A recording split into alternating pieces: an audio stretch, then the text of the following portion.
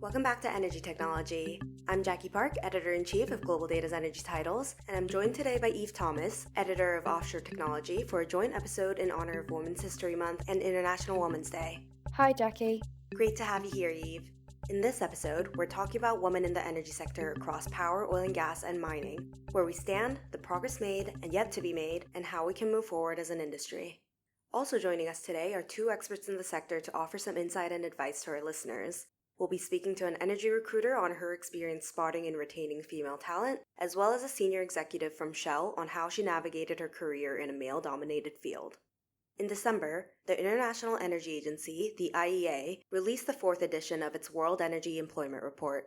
According to this analysis, women account for roughly 20% of jobs in the energy sector globally. To put that into perspective, women make up double that share in the wider global economy. What's striking is that this ratio has remained largely static in recent years. Part of that is because the fastest job growth in the sector has been with occupations where women traditionally make up less than 5% of workers, like welders, electricians, and line workers. So even as the industry grows, those gains haven't necessarily been evenly distributed. Meanwhile, women's representation is much higher in areas like scientific research, where they account for around 45% of positions, and in manufacturing of electrical equipment, about 27%. There's also some variance in the share of women across the subsectors within energy. The International Renewable Energy Agency reports that around 32% of full-time roles in renewable energy are held by women. Solar leads the charge at roughly 40%, while wind lags behind at about 21%. In nuclear, women represent about 25% of the workforce. In oil and gas, the number drops to approximately 22%. And within oil and gas, the IEA points to pipeline transportation as one of the least represented areas in energy, with women accounting for less than 5%. Moving on to mining, women represent just 15% of the global mining workforce according to the World Bank. The IEA specifically highlights metal ore mining and coal and lignite mining as some of the least female represented areas in the sector at around 11 and 7% respectively.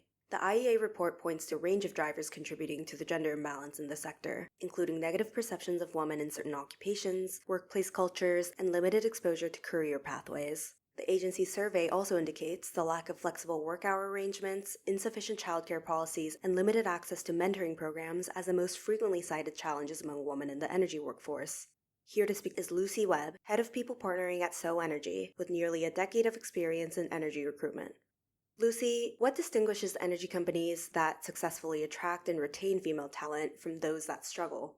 The retention piece is key. If you see females join a business as a graduate, as an apprentice, and they stay with that in that organization, move up the career ladder, move into management, move into senior leadership, I think that's a big selling point. If you can see that, you know that organization is doing something right because they're able to retain that individual, see them through their career journey, give them the different opportunities to challenge themselves, try different job roles, and support them.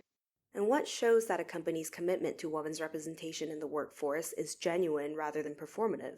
Gender neutral job descriptions. If there's more masculine words, it might detract females from applying. So just trying to make sure that actually your advert that you're putting out ultimately is attractive to all. The more applicants you have, the greater chance you have of having an even keel moving up throughout the stages of an application, and not only that, stages of career development and pathways. So it's just trying to open as many doors as possible and actively promote female applicants for various different roles. But I also think having a diverse hiring panel, if you're a female candidate and you're having an interview, it's great to see a gender balance when you're being interviewed at various different levels as well. I think it's nice to see that there are other females in leadership positions, for example, which I think really helps stand out. Looking at organisations' boards as well and senior leadership teams, and again, having that gender balance there. And I think actually as well, in some of those roles that aren't necessarily always female, so for example, not just the people director. Another thing I think is leadership development programs, which again shows that, again, you're trying to allow individuals to progress and move through an organisation.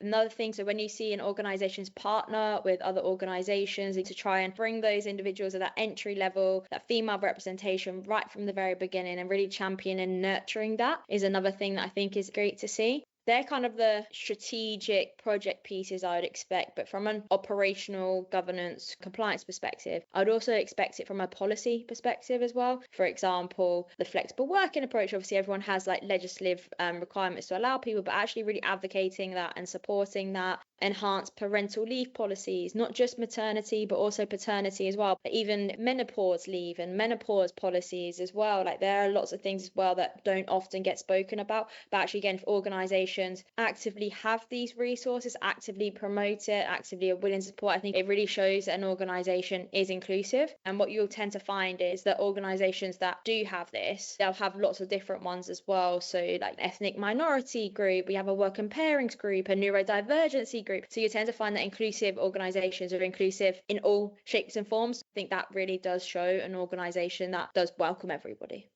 You touched on leadership, and I'd like to expand on that because representation at the top matters. There is some good news cited in the IEA report. Since 2015, women's share of senior leadership positions in energy has risen faster than the economy-wide average. As of 2024, women held about 18% of senior leadership roles in energy, up from 13% in 2015. Some sectors are outperforming. Renewables have seen steady gains, with women now accounting for around 30% of senior leadership roles. Nuclear has grown even faster at a compound annual growth rate of over 4% between 2015 and 2024, reaching nearly 30% in representation as well. The grid sector has also improved, though more modestly, reaching just under 18%. But despite this progress, the share of women in senior leadership in energy still falls short of the broader economy-wide average of 25%. Plus, progress has, again, not been even across the industry. In mining, for instance, an analysis by White and Case found that 42% of the world's top 100 listed mining companies had no women in executive management positions as of 2023, an improvement from 55% in 2012, but still much progress to be made. And in coal, representation has actually gone backwards. According to the IEA, women's share of leadership roles in coal declined by around 20% between 2015 and 2024, dropping to just over 10%. Handing it over to you, Eve, to share more about women in leadership in oil and gas. Thanks. Jackie mentioned already that the IEA's World Energy Report identifies particularly strong growth for women in leadership positions in renewables and nuclear, but the report also notes that in oil and gas this growth has only been marginal. In fact, the change in the share of women in senior leadership positions in oil and gas over the 2015 to 2024 period remains below 1%. One woman who has not shied away from leadership positions in the oil and gas sector is Sabine Hauser, Managing Director for Shell Austria. Sabine started as a trainee in 1994, organising and storing paperwork and gaining experience in the HR and customer sales teams. After a brief interlude at a legal firm, she returned to Shell to work in the internal audit team before climbing the ranks. So Sabine, when and how did you decide that oil and gas was the right field for you? I had some moments throughout my almost 30 years in the company now when I thought, it might be nice to see something else, do something different. You realize, well, actually, what are my reasons to stay? What would be my reasons to leave? And Shell has gone through a lot of development over the past 30 years and has done so many things for employees, so that I always came up with the result, well, actually, the situation I'm in, the chances I have, the work I do, I don't really want to leave. I would not say that I haven't come across these questions or these points throughout my career where I was thinking of maybe I could do something else. But then you sit down and you rethink and you realize, well, actually, if I do that now, then what do I lose? And the part that I would have had to lose was always bigger than what I would have to win. So that's why I stayed. It's no secret that oil and gas is mostly a male-dominated field. So Sabine, has being a woman had any impact on your career, good or bad? When you see men, they can do networking on quite several levels. As a woman, networking is more difficult. When a man asks, let's have a beer after the session, then that's totally normal. As a woman, there are different rules. And this is, of course, in some situations, it's a disadvantage. On the other hand, and I'm not talking about being the quota woman, but this, of course, might be an advantage when we're talking about supervisory board, like Austria has the regulation that there has a certain percentage of supervisory board members in Austria has to be female. So if you're a capable woman, then chances are that you might get a job like that. So you just have to raise your arm and be there, which is an advantage, clearly. And I think that a diverse team is always functioning better than a poor male or a poor female structure, yeah? The World Energy Employment Report also identifies a range of factors it says contributes to lower levels of participation of women in the energy sector. Sabine, is there anything you would like to see change for women in the oil and gas sector? There are many things that I would like to see changed for women in general. I think that the male dominance, yes, we have it, but in the functions like legal, HR, tech, finance, we see a lot of women already in this area. Of course, the technical jobs are more male dominated. Are there any sacrifices you feel that you had to make that your male counterparts maybe didn't? Yes, I have 2 kids. And for an Austrian, I think in the international field, and that was always a thought that gave me comfort. But I had my kids, both of them, and I stayed home for 3 months and then came back full time. And that was a big challenge, and it's always hard, and every mother will know what I'm talking about.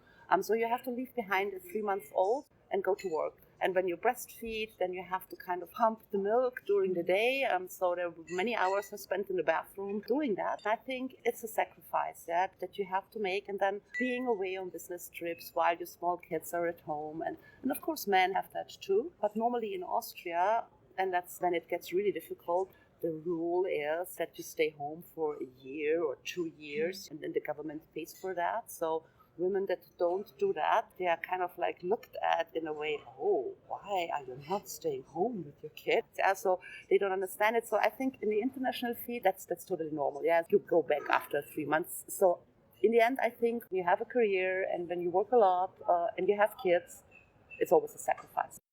You've given us lots of points to think about, but before you go, do you have any advice for women in oil and gas, or in male-dominated fields more broadly? Speak up, be confident, do necessary training if you have to. There's a lot of training available, like how to speak in front of an audience, what to do with your voice. Sometimes when people are aggressive or become aggressive, women tend to be too high. Try to be in control of that. So there is a lot of training, which is one part. Know what you're talking about. This is the second part, yeah. Be knowledgeable, be the source of knowledge so that they have to listen, and be confident. Believe in yourself. And I think then the rest comes with the age. Thank you, Sabine, for your time and your insights. It's been really great to have you on the podcast. Lucy, do you have anything to add from a recruiter's perspective? Looking to move into the energy sector is a really great opportunity. I think it's an industry that is evolving. It's going to be transformational in the next few years. And I think certain individuals, especially females, and will see a job advert and think they have to hit every single point to be able to apply. However, males tend to think, actually, I hit a couple, I may as well shoot my shot. So breaking those barriers, not being afraid to shoot your shot. You might not think that you tick every single box on a job description, but actually go for it, do some research, see who works for the organisation, drop them a LinkedIn message, have some conversations, do your research. And if you show your passion and your understanding of the sector, that can go a long way. And I would really just suggest doing that and not being afraid. That's it for today's episode of Energy Technology. Find more news and strategic insights into all things energy on power technology, offshore technology, and mining technology, all free to access. For quick daily updates, make sure to subscribe to our newsletters. Today's episode has been hosted by Editor-in-Chief Jackie Park and Offshore Technology Editor Eve Thomas. We'll see you next week.